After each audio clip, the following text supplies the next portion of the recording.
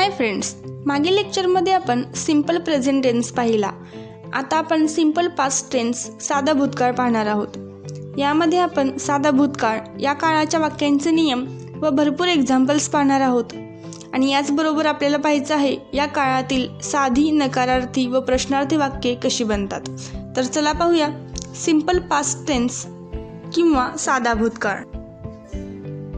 हा काळ भूतकाळातील घडलेले प्रसंग किंवा घटना सांगण्यासाठी वापरतात. यामध्ये क्रिया ही वाक्य बोलण्याआधी घडलेली असते. याचे सूत्र किंवा फॉर्म्युला आहे कर्ता अधिक क्रियापदाचे दुसरे रूप व कर्म. आता क्रियापदाचे दुसरे रूप म्हणजे काय, तर नेहमी लक्षात ठेवा क्रियापदाला 3 रूपे असतात. फॉर एक्झाम्पल, एक वर्ब किंवा क्रियापद घेतले गो. गो हे झाले पहिले रूप. याचे दुसरे रूप असेल वेंट व तिसरे आहे गॉन. शक्यतो वर्ब किंवा क्रियापदाचे दुसरे व तिसरे रूप सेम असते व शक्यतो मूळ किंवा पहिल्या क्रियापदाला ईडीचा प्रत्यय लावून ती बनतात. पण हा नियम सर्वांना नाही. For example, I went to Kolhapur. मी कोल्हापूरला गेलो. या वाक्यात गोचे दुसरे रूप वेंट वापरले आहे. ही एट अ मँगो. त्याने आंबा खाल्ला. या वाक्यात इटचे दुसरे रूप एट वापरले आहे. शी मेड अ ड्रॉइंग. तिने चित्र बनवले. यात मेकचे दुसरे रूप मेड वापरले आहे. They played football. यामध्ये प्लेड हे प्लेचे दुसरे रूप आहे. यात तुम्हाला ईडी हा प्रत्यय लागलेला दिसतो. साध्या भूतकाळामध्ये क्रियापदाचे दुसरे रूपच वापरतात. For example, to drink. याचे दुसरे रूप आहे ड्रंक.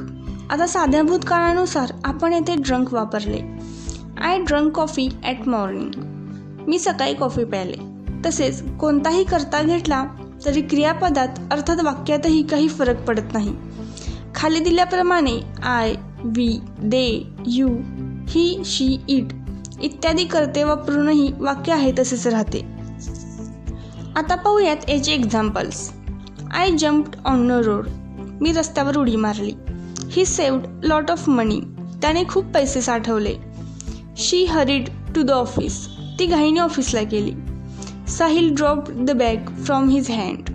साहिलने हातातून पिशवी खाली टाकली. आता पाहूयात निगेटिव्ह सेंटेन्स किंवा नकारार्थी वाक्ये. सिंपल पास्ट टेन्समध्ये नकारार्थी वाक्य बनवताना मुख्य क्रियापदाआधी नकारार्थी शब्द वापरतात. आता नॉट हा शब्द नेहमी डीड या सहाय्यकारी क्रियापदाबरोबर वापरतात. डिडंट, डिड नॉट अशा पद्धतीने. डीड हे डू या सहाय्यकारी क्रियापदाचे दुसरे रूप आहे. तसेच मुख्य क्रियापदाचे मूळ किंवा पहिले रूपच वापरतात. हा सर्वात महत्त्वाचा रूल आहे, कारण भूतकाळाचे वाक्य आहे म्हटल्यावर आपल्या डोळ्यासमोर नेहमी क्रियापदाचे दुसरे रूपच येते, पण नकारार्थी वाक्यामध्ये पहिले रूपच वापरतात. For example, I played tennis yesterday but I didn't play today. आता यातील पहिले वाक्य होकारार्थी आहे म्हणून क्रियापदाचे दुसरे रूप प्लेड वापरले आहे. पण नंतरचे वाक्य आय डिडंट प्ले टुडे नकारार्थी आहे म्हणून आपण इथे प्ले हे पहिले रूप वापरले. तसेच त्याआधी डिडंट घेतले. आता इथेही कर्ता बदलला तरी वाक्यात कोणताही बदल होत नाही. आता आणखी नकारार्थी वाक्य पाहूयात.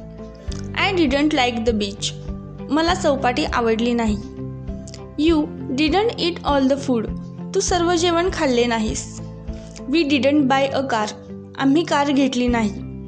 Day didn't enjoy the theme park. त्याने थीम पार्कची मजा घेतली नाही. आता पाहूयात इंट्रोगेटिव्ह सेंटेन्स किंवा प्रश्नार्थी वाक्य. सिंपल पास्ट टेन्समध्ये प्रश्नार्थी वाक्य बनवताना वाक्याच्या सुरुवातीला प्रश्नार्थी शब्द वापरतात. प्रश्नार्थी शब्द म्हणजे वॉट, व्हेन, वेअर, हाऊ अशा प्रकारचे शब्द. या शब्दांबरोबर नेहमी डीड वापरतात किंवा काही वेळा फक्त डीडच वापरतात.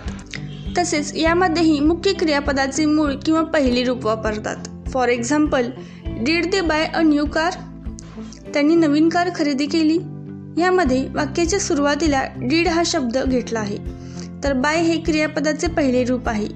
आता या वाक्यातही तुम्ही कोणताही कर्ता वापरला तरी वाक्य बदलत नाही. आता आणखी प्रश्नार्थी वाक्य पाहू.